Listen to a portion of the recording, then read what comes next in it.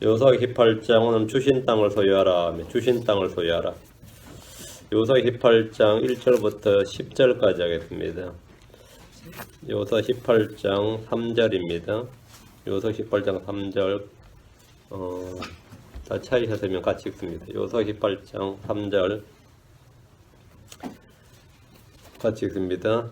여호수아가 이스라엘 자손을 이르되 너희가 어느 때까지 주 너희 조상들이 하나님께서 너희에게 주신 땅을 소유하러 가기를 늦추려느냐. 예, 어느 때까지 주신 땅을 소유하러 가기를 늦추. 땅을 줬는데 땅을 소유하지 못했다. 이거 땅을 줬는데 좀 말이 좀 이상한데 왜 줬는데 왜 소유하지 못하냐 이거죠. 줬는데 주신 땅을 소유하라 합니다. 이제 잠깐 기도합시다. 이대하 이거로 간주하는 감사합니다. 함께 도우셔서 이 시간에 주의 말씀을 은혜롭고 능력있고 또 경이롭게 또 마음속에 저희가 선포되도록 도와주시고 주를 아는 지식이 없는 자라게 하시고 또 말씀을 통해 교훈과 배움과 훈계를 받도록 경골로 들어와여 주시길 간구합니다. 이 시간 주의 영께서 저희 위에 크고 강하게 임하여 주시고 또 저희 속에 기름 부어주신 대로 신선한 기름이 차고 넘치게 하시길 간구합니다. 은혜 베풀어 주십시오. 감사드리며 주의 이름으로 기도합니다. 아멘. 네, 오늘 말씀은 주신 땅을 소유하라 합니다. 하나님께서 아브라함에게 가나안 땅을 주셨습니다. 그러나 아브라함은 그 땅을 한 뼘도 소유하지 못했습니다. 땅을 주셨지만 소유하지 못했다는 것은 뭔가 말이 안 맞는 것 같습니다. 주셨는데 소유하지 못했다. 주셨다는 것은 약속입니다. 소유했다는 것은 성취입니다. 이는 수표와 현금과 같은 겁니다. 누군가에게 수표를 주면 돈을 줬다 그럽니다. 받은 사람이 그걸 찾지 않으면 그거는 받고도 소유하지 않는 겁니다. 근데 받으려니까 받은 수표를, 특히 퍼스널 책이죠. 받은 수표를 찾기가 너무 힘들어요. 그럼 어떻게 되는 거죠? 문제가 있는 거죠.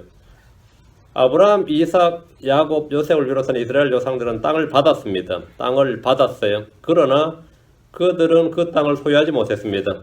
하나님은 약속의 말씀을 주셨습니다. 약속의 말씀을 받았다고 해서 그것이 즉각 나의 소유가 되는 것은 아닙니다. 출애굽한 광야의 백성들은 주께 받은 땅을 소유하러 가는 길이었습니다. 주의 약속은 부도수표나 공수표가 없습니다. 그러나 그들은 땅을 탐지한 후에 그 땅을 소유하는 건 어렵다, 불가능하다고 결론을 내렸습니다. 그들은 주께 받은 땅을 소유하는 것이 현실적으로 불가능하다고 주장했습니다. 받기는 받았는데, 한마디로 말하면 어음 받았는데 수표로 현금으로 바꿀 수가 없다 이거예요. 불가능하다 말. 그 주께 받은 그 땅을 소유하는 현실적으로 불가능하다. 그때 무리들 중에 한 명인 갈렙은 이렇게 말했습니다. 민수기 13장 3절에 갈렙이 모세 앞에서 백성을 진정시켜 이르되 우리가 당장 올라가서 그 땅을 소유하자. 우리가 능히 그것을 이기리라. 우리가 당장 올라가서 그 땅을 소유하자. 우리가 그것을 이기리라. 이긴다 이 말은 얻는다는 말. 우리가 그것을 능히 얻으리라. 소유하리라.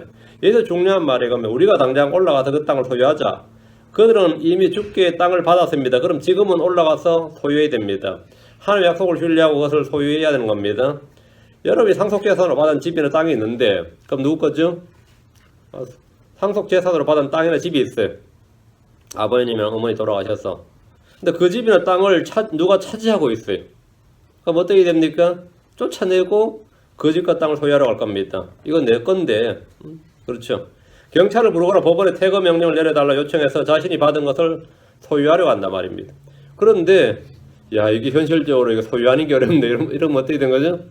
그런 이제 법치국가가 아닌 거죠. 뭐 그런 나라는 엉망인 거죠. 이게 분명히 내 땅 맞는데 내가 받은 땅인데 나의 소유인데 내가 받았는데 내가 현실적으로 소유할 수 없다 그러면 정말 미치고 환장을 노릇이죠. 현실적으로 불가능하다. 이거 분명히 내 땅 맞는데 이스라엘은 가나안 땅을 눈앞에 두고 자신들이 받은 땅을 소유하지 못했습니다. 하나님께서 이미 그 땅을 주셨지만 가나안 주민들과 싸우는 것을 두려워했기 때문입니다. 주님께서 이 땅을 주셨기에 그 땅에 사는 가나안 족속들을 쫓아내는 일도 주께서 친히 하실 것이라고 말씀하셨습니다. 신명기 1장 21절 39절 신명기 1장 21절 39절 보라 주 내 하나님께서 이 땅을 내 앞에 두셨은즉 내 조상들이 하나님께서 내게 말씀하신 대로 올라가 그것을 소유하라. 올라가 그것을 소유하라. 두려워하지 말라 낙담하지 말라 했느니라. 그러나 출애굽 1세대는 이 땅을 받은 것은 믿었어요. 하나님께서 우리에게 주셨다. 우리 조상들이 주셨다. 우리에게 주셨다. 받은 것은 믿었지만 소유는 불가능하다고 생각했습니다. 그러니까 소유하기를 불가능하다고 생각하니까 어떻게 손실 처리한 거예요. 포기한 겁니다. 소유하기를 포기했습니다. 하나님 출애굽 2세대가 거기로 들어가서 그 땅을 소유할 것이라고 하셨습니다. 신명기 1장 39절. 또한 너희가 탈취물이 되리라 하던 너희 어린 것들과 그날의 선악을 알지 못하던 너희 자녀들은 거기에 들어가리니 내가 그 땅을 그들에게 줄 것이요 그들이 그것을 소유하리라. 그들이 그것을 소유하리라. 주께 받은 약속을 성취하는 방법은 그 약속을 믿고 순종하는 겁니다. 주님께서 주셨지만 소유하지 못한 이들이 많습니다. 크리스천들도 마찬가지입니다. 성경에 기록된 말씀을 읽고 공부하지만 그 말씀을 소유하지 못한 애들이 많습니다. 받기는 받았는데 소유하지는 못해. 받기는 받았는데. 어떤 분이 제가 이런 질문했습니다. 자기 성경책도 펴보면 형형색색으로 밑줄이 그어져 있고 노트가 되어 있는데 지금 내 마음속에 한마디 말씀도 남아있지 않는 것 같은데 이게 어찌된 일인가 당황스럽다는 겁니다. 안 읽었는가 찾아보면 성경에는 아주 줄줄이 밑줄이 잘 쳐져 있고 노트도 잘 돼 있고 컬러풀하게 돼 있단 말이죠. 그런데 실제 문제는 내 마음속에 말씀이 있는가 이래 보면 말씀이 없는 것 같다는 거죠. 왜 그런 것 같습니까? 왜 그런 것 같아요? 말씀을 듣는 것과 행하는 것에 차이가 있듯이 약속을 받는 것과 그것을 소유하는 것에 차이가 있습니다. 받았지만 소유하지 못한 이들은 불신과 불순종에 결합합니다. 우리는 성령을 받았습니다. 그러나 아무도 성령이 나타남, 성령의 일하심을 드러내는 일은 또 별개의 문제입니다. 성령의 다양한 선물을 받았습니다. 그러나 성령의 은사를 가지고 섬기는 것은 또 다른 문제입니다. 우리는 주께 사역을 받았습니다. 그런데 주의 사역을 하는 사람은 별로 없습니다. 모든 사람은 다 주께 사역을 받았습니다. 주께서 우리에게 하라고 하는 일이 있는데 그렇다고 모든 사람이 그 일을 하느냐? 그건 아니다 이 말입니다. 주님의 사랑이나 주의 평강이나 주의 기쁨이나 주의 안식을 받았습니다. 우리는 주의 기름 부음을 받았습니다. 모두가 성령 침례를 받았습니다. 그러나 그것을 소유하고 있느냐 하면 그것도 별개의 문제입니다. 우리는 주의 힘과 지혜를 받았습니다. 그러나 내가 받은 것 같느냐면 안 받은 것 같다는 거지. 왜? 현실적으로 불가능하다. 소유하는 것이 불가능하다. 소유하는 것이 불가능 안 하는데 스스로 그렇게 생각한다고 소유하는 것이 불가능하다 말이에요. 고린도전서 4장 7절에 누가 너를 다른 사람과 구별되게 하느냐 내가 가진 것 중에 받지 아니한 것이 무엇이냐 이제 내가 그것을 받았을진데 어찌하여 그것을 받지 아니한 것을 자랑하느냐. 주님께서는 너희가 다 받았다. 하나님께서 다 주셨습니다. 각 사람이 다 주셨는데 주께 받은 것을 마치 자신의 능력인 것처럼 행하면 그것은 가증한 일입니다. 받지도 않고 소유하고 있다면 그것은 불법이나 도둑질이나 강탈입니다. 근데 바꿔서도 받지 않는 것처럼 행동하면 그것도 황당한 일이지. 자, 본문을 보겠습니다. 1절. 이스라엘 자손의 온 회중이 실로에 함께 모여 실로에 함께 모여 거기에 회중의 성막을 세웠더라. 그 땅이 그들 앞에서 정복되었으나 실로는 예루살렘과 더불어 주의 성막이 있던 예루살렘과 더불어 2대 성지로 볼 수 있어요. 실로에 함께 모여 회중의 성막을 세웠더라. 그게 그러니까 솔로몬의 성전이 서기 전까지 예루살렘이 성전으로 되기 전까지는 실로가 이스라엘의 수도였습니다. 그러니까 여호수아 때부터 사사기를 거쳐서 사울왕까지는 다윗이 언약궤를 예루살렘으로 옮길 때까지 어디가 저겼다요? 실로였어요. 그 땅이 그들 앞에서 정복되었으나 이스라엘 온 회중이 실로에 함께 모였다는 것은 실로가 이스라엘의 중심지 수도가 되었다는 말입니다. 처음 요르단강을 건넜을 때 정복 전쟁을 위해 여호수아는 길갈을 헤드쿼터로 본부로 정했습니다. 길갈에서 할례를 행했고 길갈에서 유월절을 지켰습니다. 여호수아는 길갈에서 군대를 보내고 전쟁이 끝나면 다시 길갈로 돌아왔습니다. 거기가 임시 수도였습니다. 이제 땅을 다 정복한 후에 실로에서 회중들이 모였고 거기에 회중의 성막을 세웠어요. 실로는 에브라임 지파의 땅에 있으며 여호수아가 거하던 곳입니다. 대제사장 엘라살과 비나스가 살았던 곳도 이곳입니다. 실로는 블레셋에게 언약궤를 빼앗길 때까지 성막에 있었던 곳입니다. 엘리 시대에 엘리 아들들은 언약궤를 들고 전쟁터에 나갔지만 그들은 언약궤를 빼앗기고 죽임을 당했습니다. 시편 78편으로 갑니다. 59절에 61절 아주 중요한 말씀이 있습니다. 시편 78편 59절 61절 여기 보면 주님께서 실로의 장막을 버리고 언약궤를 넘겨주셨다 이렇게 말씀하십니다. 시편 78편 59절 61절 하나님께서 이것을 들으실 때 진노하시며 이스라엘을 몹시 싫어하사 실로의 성막과 친히 사람들 가운데 두신 장막을 버리시고 이번 실로에 있던 성막 언약궤 실로의 성막 꼭 친히 사람들 가운데 두신 장막을 버리시고 자신의 능력을 포로로 넘겨주시며 자신의 영광을 원수의 손에 넘겨주셨도다. 언약궤를 블레셋에게 넘겨주셨도다 이 말이에요. 에브라임 지파의 실로에 있던 성막 시대는 이로써 끝이 났습니다. 하나님께서 실로에 두신 장막을 버렸다잖아요. 실로의 성막이 되는 끝이 난 거예요. 여호수아 시대부터 사울왕 시대까지 존재했던 실로의 장막, 실로의 성막 시대가 이로써 종결이 된 겁니다. 이것은 한 나라의 수도 이전에 버금가는 큰 일이었습니다. 하나님께서 실로의 시대를 이제 끝내겠다 이 말이죠. 78편 67절, 68절 밑에 67절, 68절 또 그분께서 요셉의 장막을 거절하시며 이건들아 그분께서 요셉의 장막을 거절하시며 에브라임 지파를 택하지 아니하시고 오직 유다 지파하고 친히 사랑하신 시온산을 택하셨느니라. 그러니까 주님께서 성막을 두실 곳을 언약궤를 두실 곳을 에브라임 지파 실로가 아니라 어디라고요? 유다 지파 시온산으로 장소 이동을. 이거는 통치권의 이전이고 수도 이전이고 성막 이전이고 모든 것 이전이에요. 그 이스라엘의 중심 지파가 요셉 지파에서 어디로요? 유다 지파로 옮겨지는 사건입니다. 그러니까 여호수아도 에브라임 지파였고 모세 다음부터는 에브라임 지파가 이스라엘의 중심 지파였어요. 언제까지? 다윗 때까지는 실질적으로. 그분께서 요셉의 장막을 거절하시며 이 말은 요셉의 장막을 거절하시며 에브라임 지파를 택하지 않으시고 하면 이제 에브라임 지파가 이스라엘의 중심 지파가 되고 머리가 되는 일은 없다 이 말이에요. 오직 유다 지파하고 친히 사랑하신 시온산을 택하셨는데 이제는 유다 지파가 우두머리다 이거. 이 말씀 이스라엘 지파의 역사성과 정통성이 누구에게 있는지 확증해 주는 말씀입니다. 오랫동안 이스라엘의 중심은 에브라임 지파였고 그 중심이 실로였습니다. 그런데 하나님께서 요셉의 장막을 거절하셨다고 말합니다. 요셉의 장막, 에브라임 지파를 거절하셨다 이 말입니다. 요셉은 야곱의 장자권을 받은 지파입니다. 이스라엘 사람들 누구나 이스라엘 장자는 누구라고요? 요셉이에요. 요셉의 정통성을 이은 사람은 에브라임이죠. 에브라임 요셉의 적통입니다. 그런데 주님께서 에브라임 지파를 택하지 않으시고 장자권에 따르지 않고 유다 지파를 택하셨고 그곳에 시온산을 예루살렘을 택하셨습니다. 다윗은 주의 언약궤를 다윗의 도시 예루살렘으로 가져왔습니다. 실로로 다시 가져오지 않고 예루살렘으로 가져왔고 하나님께서 친히 사랑하시고 택하신 곳이 바로 그곳입니다. 다윗 왕조 시대 이후부터 예루살렘은 천년왕국까지 그들의 수도가 됩니다. 물론 다윗의 고향하면 헤브론이죠. 유다 지파는 헤브론이 유다 지파의 수도는 헤브론이에요. 유다 지파의 수도는. 근데 이 유다 지파 생각에는 헤브론을 중심으로 삼았으면 싶었지만 다윗은 헤브론을 중심 터전을 안 삼고 예루살렘을 새로 개척한 예루살렘을 수도로 삼고 거기다 성전을 딱 언약궤를 둔 거지. 이건 왜 하나님께서 그렇게 하는 계십니다. 영원 시대에 이 땅의 수도 역시 예루살렘이 될 겁니다. 헤브론 사람들은 굉장히 다윗에게 이걸로 굉장히 분노했어요. 2절.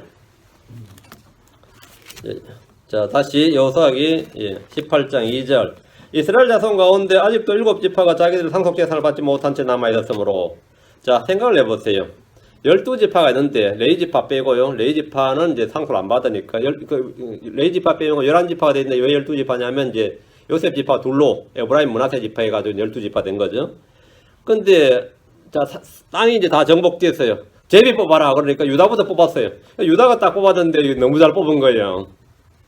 제일 넓은 땅, 제일 좋은 땅, 제일 밑에 쫙 유다 지파 뽑았어요. 완전히 뭐 로또 맞은 거죠. 그죠? 다음 요셉 지파가 뽑았습니다. 요셉 지파도 잘 뽑았어요. 이제 그 문하세하고 에브라임 지파 뽑았어요. 다음 지파에도 누가 뽑아야죠. 뭐 베냐민 지파 뽑든 시몬 지파 뽑아야 되는데 아무도 안 뽑는 거예요. 왜? 좋은 땅 다 뽑힌 거예요. 좋은 땅 다 뽑힌 거야. 남은 땅 딱 보니까 요르단 서쪽 북쪽이 딱 남은 북쪽 지역이. 그 전부 다 안 뽑고 가만히 있는 거예요. 이제 뽑아야 되는데 아니면 요르단 동편 이미 갓 지파, 루벤 지파, 문하세 지파 많이 뽑았고 이건 뭐 이미 뭐 정복전 전에 뽑힌 모세가 주는 땅이니까 끝났고 이제 요르단 서쪽은 이미 또 벌써 2개 지파가 거의 3개 지파나 같은 거죠. 유다 지파, 문하세 에브라임이 뽑아버리고 이제 나머지 7지파가 남은 거예요. 이제 뽑아야죠. 뽑아야 되는데 전부 다 가만히 있는 거예요. 안 뽑는 거예요. 아직도 7지파가 자기들 상속재산을 받지 못한 채 남아야 되는데 받지 못했다는 말은 제비를 안 뽑더라 이거예요. 요르단 동쪽편에 문하세 지파의 반, 갓 지파, 루벤 지파가 이미 상속을 받았고 요르단 서쪽에는 제일 아래쪽에 유다 지파가 넓은 땅을 받았고 다음에 문하세 지파가 받았고 문하세 지파도 넓은 땅을 받았어요. 다음에 에브라임 지파가 아주 좋은 땅을 지금 여기 실로가 있는 에브라임 지파가 상속을 받았습니다. 레위지파를 뺀 12지파 중에서 5개 지파는 딱 남은 땅을 보니까 이게 자기들 이제 뽑아도 그렇게 못 뽑는 거죠. 상속을 받았지만 나머지 아직 나머지 7개 지파는 땅을 상속받지 못한 채 사실은 뭐 제일 뽑지 않는 채 남아있었습니다. 땅이 정복되었음에도 불구하고 아직도 그 지역에는 여전히 가나안족 족들이 살고 있었습니다. 여호수아는 왕들을 죽이고 왕이 사는 도시를 진멸했지만 왕이 있는 도시 왕이 사는 도시를 진멸했지만 왕이 살던 도시 외에 나머지 도시의 주민들은 멸하지 않았습니다. 그것은 땅을 받은 각 지파가 해야 될 일이었습니다. 땅을 받은 3절 여호수아가 이스라엘 자손에 이르되 너희가 어느 때까지 너희 조상들의 하나님께서 너희에게 주신 땅을 소유하러 가기를 늦추려느냐? 왜 지금 땅을 뽑아서 자기 유혹을 받아서 빨리 가서 그걸 소유해야 되는데 왜 지금 좀 실로 가만히 있느냐 말이죠. 정복된 땅이지만 막상 그 땅을 소유하지 못한 백성들을 보십시오. 여호수아는 땅을 소유하지 못한 이스라엘 자손에게 너희가 어느 때까지 언제까지 너희 조상들의 하나님께서 너희에게 주신 땅을 소유하러 가기를 늦추려느냐 이렇게 크게 책망했습니다. 정복된 땅, 이미 그들의 주신 땅을 소유하지 못한다는 것은 말도 안 되는 일입니다. 그러나 이것은 그들에겐 현실이었습니다. 받은 것을 소유하기 위해서는 그것을 취해야 됩니다. 초대장을 받아도 가지 않으면 그는 잔치에 참여할 수 없습니다. 복권에 당첨돼도 그것을 찾으러 가지 않으면 당첨금을 소유할 수 없습니다. 예전에 제국의 황제들은 신하들에게 영지를 선물하곤 했습니다. 자, 캘리포니아 남부 스페인 국왕은 자기 부하에게 캘리포니아 남부 땅 이 지역을 영지로 줬어요. 그럼 와서 어떻게 되지? 이 땅을 차지하러 와보니까 사막이야. 황당하죠? 이걸 대체 어떻게 해야 되냐면 그걸 차지해야 된다 말이야. 차지해야 된다고. 그 다음에 스페인에서 멕시코 땅으로 넘어왔다가 또 이제 캘리포니아 그 땅을 샀죠. 이 땅을 지금 산 겁니다. 이건 우리는 저기 정복한 게 아니라 산 겁니다. 그 영지를 선물하면 식민지 개척을 해도 마찬가지예요. 왕이나 황제가 이제 그 땅을 줘요. 수고했다 하면서 거기 땅은 네가 가져라 이렇게. 그러면 그곳에 딱 가서 내가 이 땅 받았다 선포를 하고 성을 건축하고 그 지역의 주민들을 지배하고 세금을 걷습니다. 그게 그 땅을 자기가 받았다는 뜻이에요. 근대 시대, 그러니까 지금 이제 사실 얼마 전까지만 해도 한 나라에는 수많은 영주들이 독립적으로 자신의 영토를 가지고 도시들 다스렸습니다. 지금 유럽의 나라들 다 그랬었어요. 그 왕이 있고 왕들은 뭐 백자, 후자, 공자 그런 거 있죠. 남자 이래가 5개 자기들 있죠. 그 사람들 다 독립적인 사실 왕이나 같아요. 그 지역에 가서 자기가 성 하나 짓고 땅하고 그 영지라 그래요. 그 땅에서 자기가 왕이 사실상. 자기 영토를 가지고 세금 거두고 군대 가지고 있고 그렇게 도시를 다스렸습니다. 독일 같은 나라에도 하도 많아가지고 독일이 하나가 될 수가 없어요. 이 비스마르크라는 사람이 나타나기 전까지. 비스마르크가 나타나서 이 독일을 완전히 통일시키기 전까지는 사실은 뭐 도시마다 사실 한 도시가 한 나라야 같았습니다. 그렇게 분화되어 있었어요. 왕이 땅을 주면 그들은 감사합니다 와서 가서 소유하러 가는 거예요. 근데 소유하러 가지 않으면 어떻게 되느냐? 그건 아무것도 얻을 수 없습니다. 마찬가지로 하나님이 주신 선물이라도 그것을 취하지 않으면 아무런 일도 하지 못합니다. 하나님이 주신 성경이 있지만 그것을 읽지 않으면 성도들은 주의 말씀을 알 수 없습니다. 말씀을 읽어도 믿지 않으면 그에게 성경은 아무 소용이 없습니다. 성경을 읽고 믿지만 그것을 행하지 않으면 죽음의 됨입니다. 교회를 가야 할 것 같은데 가지 않는 크리스천 많이 있습니다. 가지 않고 그만입니다. 마음속 깊은 곳에서 성경을 좀 더 공부해야 할 것 같은 생각이 자꾸 들지만 어떤 이유로든 전혀 하지 않는 사람들이 있습니다. 하지 않으면 그만이에요. 우린 주께 받은 선물을 써서 사용해서 서로 섬겨야 됩니다. 근데 선물은 받았는데 섬기지 않으면 그 은사는 그냥 사장되는 겁니다. 주께서 우리에게 주신 것들이 뭐가 있습니까? 하나님은 자신의 아들을 위해서입니다. 성령을 위해서입니다. 우리가 구하는 것, 생각하는 것 이상으로 모든 걸 넘치도록 공급해 주셨습니다. 자, 그럼 우리가 주께 받은 것들 중에 소유해야 할 것들이 무엇인지 살펴봅시다. 우리는 인내로 혼을 소유해야 됩니다. 누가복음 21장 19절에 너희는 인내로 너희 혼을 소유하라. 너희는 인내로 너희 혼을 소유하라. 구약에서는 혼을 소유한다는 방법, 구약에서 혼을 소유하는 방법은 율법을 지키는 겁니다. 신약에서 혼을 소유하는 방법은 복을 믿는 겁니다. 대환란 때 혼을 소유하는 방법은 끝까지 견디는 겁니다. 주님께서 너희 혼을 소유하라 하신 것은 복음을 믿으라는 겁니다. 마태복음 16장 26절에 사람이 많은 온 세상을 얻고도 자기 혼을 잃으면 그에게 무슨 유익이 있느냐? 혹은 사람이 무엇을 주어 자기 혼을 대신하게 하겠느냐? 너희 혼을 소유하라 해요. 하나님께서 값주고 우리를 사셨습니다. 우리 영과 몸은 주의 것입니다. 우리의 혼은 이미 구원받았습니다. 우리는 그 혼을 버림받은 생각이나 마음이나 불법에 내어주지 말고 죄에게 내어주지 말고 소유해야 됩니다. 우리는 받은 은혜를 소유해야 됩니다. 하나님의 은혜를 주셨습니다. 그 은혜를 헛되이 하지 말고 은혜를 소유하라. 히브리서 12장 28절에 그럼 우리가 움직일 수 없는 왕국을 받을 텐데 은혜를 소유하자. 은혜를 소유하자. 이 은혜를 힘입어 우리가 공개하는 마음과 하나님께 독한 두려움을 가지고 받으실 만하게 하나님을 섬길지니 은혜를 소유하자. 우리는 은혜를 받았습니다. 그러나 은혜를 소유하지 못한 사람이 있습니다. 은혜를 잊어버린 사람이 있고 은혜를 멸시하는 사람이 있고 은혜를 권리로 하는 사람들이 있고 은혜에 감사하지 않는 사람들이 있습니다. 은혜를 소유하지 못합니다. 은혜를 소유하려면 자신을 낮추고 겸손해야 됩니다. 우리는 성령의 첫 열매를 소유해야 됩니다. 에베소 1장 14절에 이 영께서는 값주고 사신 그 소유물이 구속을 받을 때까지 우리의 상속력에 보존이 돼서 그분의 영광을 찬양하게 하시느니라. 값주고 사신 그 소유물이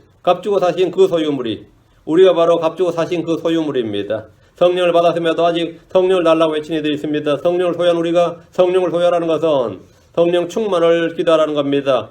성령의 능력, 성령에서 걷는 삶을 추구하는 겁니다. 크리스천이면서도 내가 지금 그리스도인인데도 불구하고 마치 성령이 없는 것처럼 그렇게 사는 사람들이 너무나 많습니다. 이는 땅을 얻지 못한 일곱 지파와 같은 꼴입니다. 땅을 주었는데 땅을 얻지 못했다.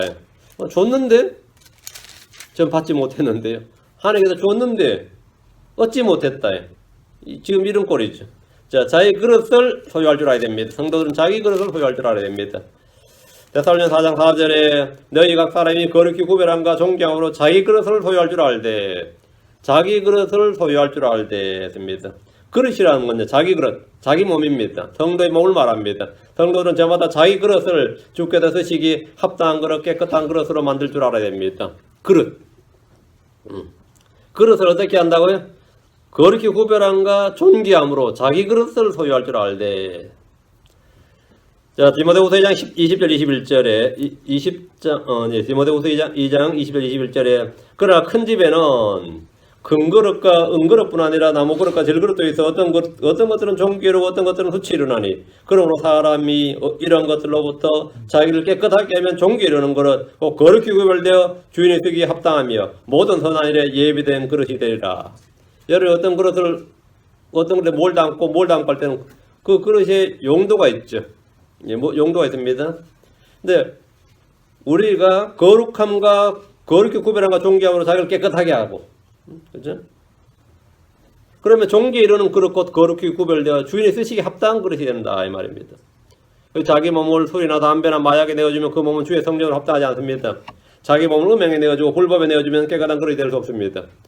한국에 어떤 동성애 목사가 있어요. 동성애자였는데 지금 목사 된 사람이 있는데 이 사람이 어떤 신학을 공부했는데 신학을 공부하면서도 이게 죄가 문제 해결이 안 되는데 자기한테 목사 한 수 달라고 그러니까 그 성경 가르치던 그 분이 니라면 운전할 줄 안다고 술 취한 놈한테 운전대 맡기겠냐 그러더라는 거죠.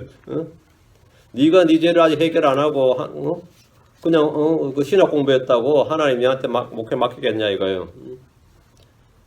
자기 그릇을 깨끗하게 거룩히 구별함과 존귀함으로 자기 그릇을 소유할 줄 알라 이 말이에요. 자기 그릇을 그릇도 종류가 있는데 질이 있단 말이죠. 자기 몸을 음행에 내어주고 불법에 내어주면 깨끗한 그릇이 될 수 없습니다. 성도들 각 사람은 거룩히 구별함과 하면 분리입니다. 우리는 세상과 죄와 분리되어야 됩니다. 거룩히 구별함과 존귀함으로 자기 그릇을 소유해야 됩니다. 우리 몸은 주의 성전이며 그 속에 보배를 가지고 있습니다. 고린도서 4장 1절에 그러나 우리가 이 보배를 질그릇 안에 가지고 있나니 이것은 뛰어난 것이 하나님에서 나며 우리에게서 나지 아니하게 하려함이니라. 우리가 이 보배를 질그릇 안에 가지고 있나니 이것은 뛰어난 것이 하나님에서 나며 우리에게서 나지 아니하게 하려함이니라. 우리는 자기가 소유한 것들을 소유하지 않는 것처럼 해야 됩니다. 사람의 생명 풍부한 소유있지 않기 때문입니다. 누가복음 12장 15절에 그들의 이르시되 삼육을 주의하고 조심하라. 사람의 생명이 그의 풍부한 소유물에 있지 아니하니라 하시니라. 성경 말하기를 고린도서 7장 30절에 우리는 우는 자들은 울지 않는 자가 되며 기뻐하는 자들은 기뻐하지 않는 자가 되고 사는 자들은 소유하지 않는 자가 되며 사는 자들은 소유하지 않는 자가 되며 무언가를 샀으면 그것은 그 사람의 소유인데 우리는 소유하지 않는 자같이 되어야 합니다. 이것이 청지기 신앙입니다. 주께서 잠시 맡기신 것으로 보기 때문입니다. 재물을 신뢰한 자는 넘어집니다. 돈을 사랑해서 모든 악에 뿌립니다. 마태복음 19장 21절 22절에 보면 자신의 소유로 인해서 주의 제자가 되지 못한 사람이 나옵니다. 예수님께서 그 이르시되 내가 완전하게 되려거든 가서 내 소유를 팔아 가난한 사람들에게 주라. 그리하면 하늘에서 내게 보화가 있으리라. 그리고 와서 나를 따르라 하시매 그 청년이 많은 소유를 가졌으므로 그 말씀을 듣고 근심하며 가니라. 우리의 소유는 다 주께 속한 겁니다. 이런 신앙을 가진 사람들은 아무것도 없는 것 같으나 모든 것을 소유한 자들입니다. 모든 걸 소유한 자로 다 4절입니다. 너희 가운데서 각 지파를 위해 각 세 사람씩 너희 가운데 각 지파를 위해 세 사람씩 내라. 그럼 21명이죠.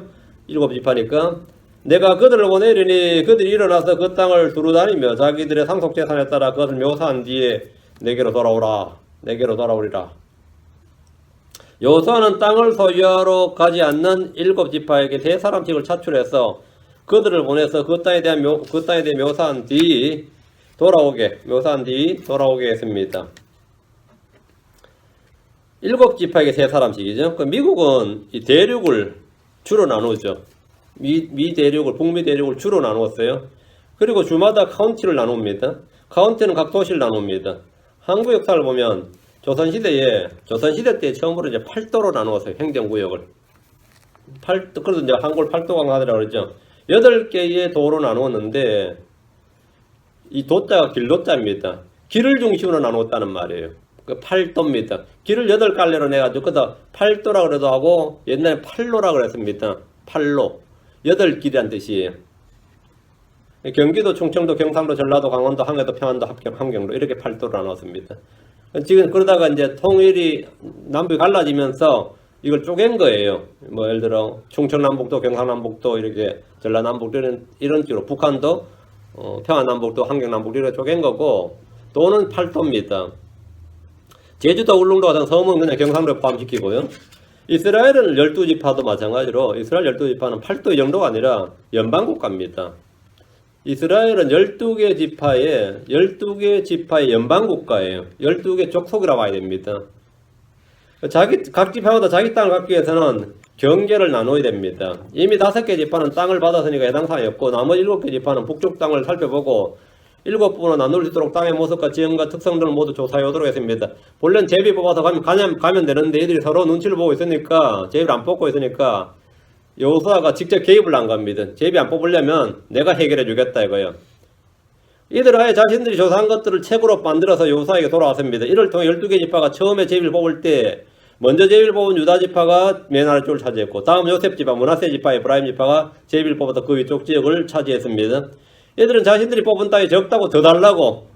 그 요셉 지파는 자기들이 땅을 뽑아놓고는 이거 뭔가 지금 우리 땅이 너무 적다고 더 달라고 지금 그렇게 하고 있었어요. 나머지 지파는 땅도 못 뽑았는데 우리가 뽑은 땅이 너무 적다 이거지.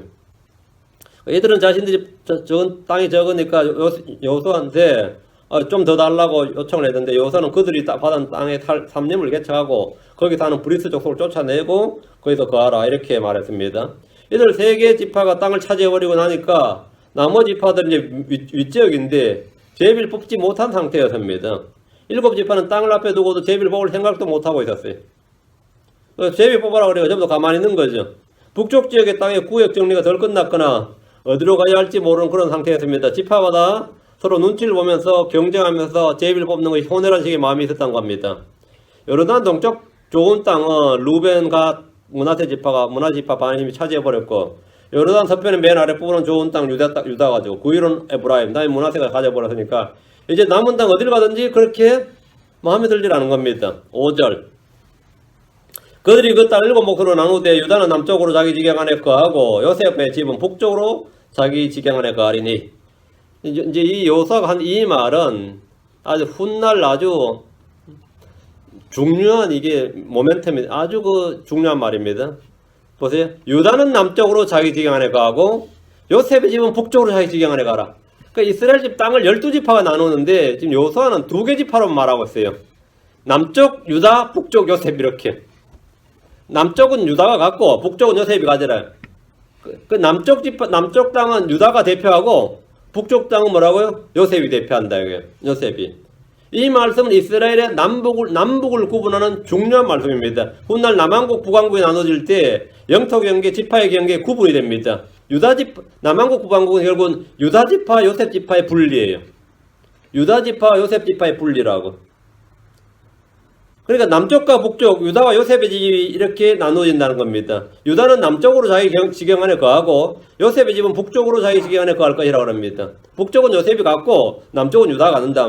유다는 이미 가졌고 북쪽은 이제 요셉 집 남은 요셉 북쪽을 다 갖는다 이거예요. 그러니까 유다와 요셉 지파가 남부 왕국을 대표하게 되는 겁니다. 솔로몬이 죽자 르호보암 때 남북이 갈라졌는데 유다와 요셉으로 갈라졌습니다. 이 말씀에 따라 유다와 요셉으로 갈라지고 유다는 베냐민 지파와 더불어 남왕국이 되고 나머지는 에브라임을 중심으로 북왕국이 되었습니다. 6절 그러므로 너희가 그 땅을 7몫으로 묘사한 뒤 그 묘사한 것을 이곳으로 내게로 가져올지니라. 그러면 내가 여기에서 너희를 위하여 주 우리 하나님 앞에서 제비를 뽑으리라. 이 중요한 말. 가져오라 이거 이제 지도 그려서 가져오고 도시들 다 적어서 가져오라고. 그러면 내가 여기에서 그러면 내가 여기에서 여호수아가 내가 여기에서 너희를 위하여 주 우리 하나님에서 제비를 뽑으리라. 너희들 제비 안 뽑으니까 내가 직접 뽑겠다는 거예요. 여호수아가 뽑아서 주겠다 이거예요. 강제 할당이죠. 거의 시몬 지파, 베냐민 지파 다 안 뽑고 있어요. 그럼 내가 시몬을 대신해 시몬 지파를 뽑아서 시몬한테 주는 거, 베냐민 지파 뽑아 베냐민한테 주는 거예요. 그러니까 이제 내가 직접 개입해서 내가 뽑겠다 이거 내가. 그러니까 여호수아가 뽑는 거지. 그러니까 유다 지파 대표가 뽑았어요. 므낫세 지파도 므낫세 지파의 대표가 우두머리 가서 뽑았고 에브라임 지파도 에브라임 지파가 가서 뽑았는데 나머지 7지파는 여호수아가 대신 뽑습니다. 여호수아가 직접 내가 지금 너희들이 안 가고 자꾸 땅을 차지하지 않으니까 소유하러 가지 않으니까 내가 뽑아서 할당을 해주겠다 이거예요. 땅을 두루다니며 북쪽 땅을 7몫으로 묘사하면 그 묘사한 것을 가지고 여호수아가 제비를 뽑아서 7지파에게 구체적으로 배분하려는 겁니다. 여호수아가 이렇게 강제로 제비를 던져서 땅을 할당해 주지 않으면 이들은 서로 눈치를 보면서 먼저 땅을 소유하러 갈 마음이 없었습니다. 먼저 제비를 뽑아봐야 득이 없다고 생각하기 때문입니다. 여호수아는 땅을 7으로 묘사한 층을 기준으로 다 제비를 뽑기 위해서 이들 땅으로 가서 정치하도록 자기가 직접 다 제비를 뽑아서 이들이 땅으로 가서 정착하도록 할 계획임을 선보였습니다. 여호수아는 당시 이스라엘 지도자로서 과감한 결정을 내렸고 모든 지파들이 이 계획에 반발하지 못하도록 조치를 취했습니다. 내가 여기에서 너희를 위하여 주 우리 하나님 앞에서 제비를 뽑으리라. 그러면 나 싫다고 내가 직접 뽑겠다고 이런 지파가 아무도 없는 거예요. 왜 내가 아무도 안 뽑으니까 내가 직접 뽑겠다 이거예요. 여호수아의 독재가 아니라 지금 하나님 앞에서 하나님의 권위로 이 일을 행하겠다는 겁니다. 여기서 중요한 말은 뽑는 주체가 각 지파의 우두머리에게 주어진 것이 아닙니다. 그들에게 뽑기 권한을 주면 안 뽑고 있으니까 이미 줬어요. 처음에 서로 눈치를 보면서 순서를 미루고 불편하게 됩니다. 여호수아는 그들이 땅을 소유하는 걸 주는 걸 보고 자신이 직접 제비를 뽑아서 그들에게 땅을 할당하고 보내버리겠다는 거예요. 7절 그러나 레위 사람들은 너희 가운데 몫이 없나니 주의 제사장 직분이 그들의 상속 재산이니라. 각각 루벤과 므낫세 반지파는 요르단 건너편 동쪽에서 이미 자기들 상속 재산을 받았으니 그것은 주의 종 모세가 그들을 준 것이니라 하니라. 이 지파들에 대해서 이제 뭐 더 이상 할 말이 없는 거고요. 레위 사람들은 가나안 땅에 대해서는 이제 몫이 전혀 없었습니다. 가나안 땅에 대해서는 일체 몫이 없었습니다. 이미 여러 번 반복했듯이 제사장 직분은 그들이 받은 몫입니다. 각각 루벤, 므낫세 반지파는 요르단 건너편 동쪽에서 이미 상속재산을 받았고 일찌감치 받았고 이들이 가장 먼저 상속재산을 받았고 요르단을 건널 때는 여자들과 아이들 모든 재산을 그 자리에 남겨두고 전쟁에 나갔습니다. 강을 건넌 사람들은 전쟁에 나갈 용사들밖에 없어서 이미 땅을 미리 받았던 건 제비도 안 뽑았어요. 미리 받았어요. 이런 때에 근데 남자들이 전부 다 싸울 수 있는 남자들이 전부 다 강을 건너버리면 어떻게 되는 거죠? 애들하고 재산하고 여자들만 있으면 밑에 암몬, 모압, 에돔 있잖아요. 후방을 치면 어떻게 되는 거죠? 이거 난리 나는 거죠. 서쪽에서 전쟁 못 하는 거죠. 그런데 암몬 족속이나 모압이나 에돔이 얼마나 이 겁을 먹었든지 모두가 강을 건넜음에도 불구하고 여자들하고 애들밖에 없는 이 루벤 지파, 갓 지파, 므낫세 지파 반을 땅을 회복할 생각을 못했어요. 이건 완전 하나의 은혜죠. 하나님 지켜주는 은혜입니다. 8절 그 사람들이 일어나서 나가니 여호수아가 그 땅을 묘사하러 가는 자들에게 명하여 이르되 가서 그 땅을 두루다니며 그것을 묘사한 뒤 내게로 돌아오라. 그러면 내가 여기 실로에서 너희를 위하여 주 앞에서 제비를 뽑으리라 하니라. 여호수아는 땅을 정복하는 일보다 이들에게 땅을 분배하는 일이 더 힘들었을지 모릅니다. 미리 땅을 받은 백성들은 이미 바닥이 움직이지 않았고 아직 땅을 받지 못한 7지파는 땅을 받지 않았다고 움직이지 않는 그런 상황이었습니다. 여호수아는 각 지파에서 뽑힌 사람들이 가서 그 땅을 두루다니며 그것을 묘사한 데 가져오라고 했습니다. 이곳 실로에서 그들을 위해 주 앞에서 자신이 직접 제비를 뽑겠다고 합니다. 7구역으로 나누어서 7지파에게 주려는 겁니다. 땅은 전적으로 제비 뽑게 달려 있습니다. 구역은 나눠 놓고 이제 어느 구역을 가질지를 뽑아버리는 거죠. 앞에 지파들이 받은 것과는 좀 다른 방식입니다. 7구역으로 이제 나눠 놓고는 각자 하나씩 가져라 이렇게 되는 거죠 말이에요. 땅은 전적으로 제비 뽑게 달려 있습니다. 6절에서 이미 약속한 대로 땅의 경계와 구역을 정하면 각 지파가 자신들의 제비를 뽑는 것이 아니라 여호수아가 주 앞에서 직접 그들을 위해 제비를 뽑는 겁니다. 각 지파의 우두머리들은 마음에 안 드는 땅에 뽑혀도 이건 자기들이 뽑은 게 아니에요. 주님 앞에서 여호수아가 뽑아준 거예요. 무조건 따라야 돼. 그럼 각 지파에서는 어때요? 뭐 이런 땅을 뽑아가지고 이렇게 원망은 못하겠죠. 누가 뽑아준 거죠? 여호수아가 뽑아준 거예요. 그렇다고 제비를 뽑은 여호수아에게 이거 싫다고 3세판으로 하자고 한국 사람들 한번 마음에 안 들면 어떻게 하냐, 한 번 더 하자고 3세판 하자 그러죠. 그렇게 할 수도 없는 거고 여호수아가 뽑은 제비대로 그들의 땅이 정해지는 겁니다. 그렇게 되면 그들은 땅을 소유라고 하는 걸 줄 수가 없습니다. 이미 땅이 정해졌는데 뭐 어떻게 할 수가 없는 거죠. 9절 그 사람들이 가서 그 땅을 두루 지나가며 그 땅을 도시별로 책에다 7몫으로 묘사하고 실로 있던 군대에게로 여호수아에게로 돌아오니라.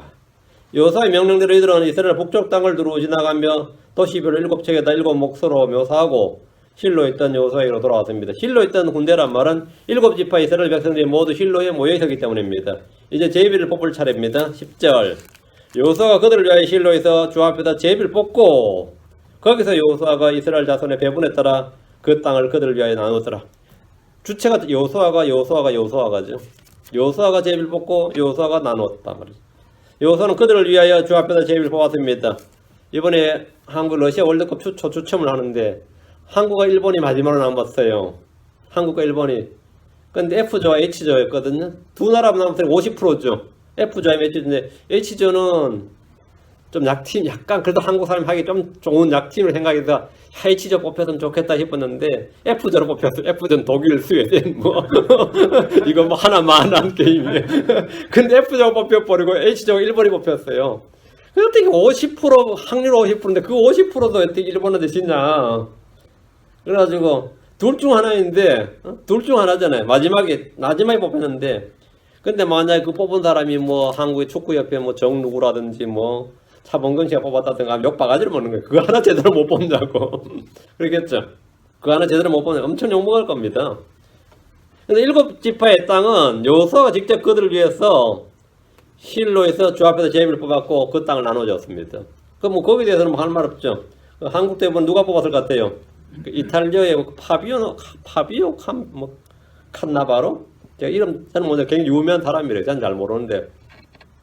그 사례 뽑아서 착 편데 사우스 코리아가 나오니까 한국에 가서 기절했어요. 저 팬하고 나와야 되는데 사우스 코리아 F조 뽑는데 사우스 코리아가 탁 이게 들어지니까 완전히 황당해가지고 비행기표 아깝다 가지 마라 그러고 지금 이래요. 해봐야 알지만 비행기표 아깝다 가지 마라 이 정도입니다 지금. 하필이면 뽑아도 그렇게 뽑냐 이거야. 근데 여기는 지금 7지파는 그런 말은 절대 못합니다. 왜? 여호수아가 직접 뽑았다 이거. 여호수아가 7지파의 땅은 여호수아가 직접 그들을 위해서 실로에서 주 앞에서 제비를 뽑았고 그 땅을 나누었습니다. 이제 각 지파 상속 배분이 다 끝났어요. 이제 다 정해졌습니다. 나머지는 영토 경계만 확인하면 되는 거예요.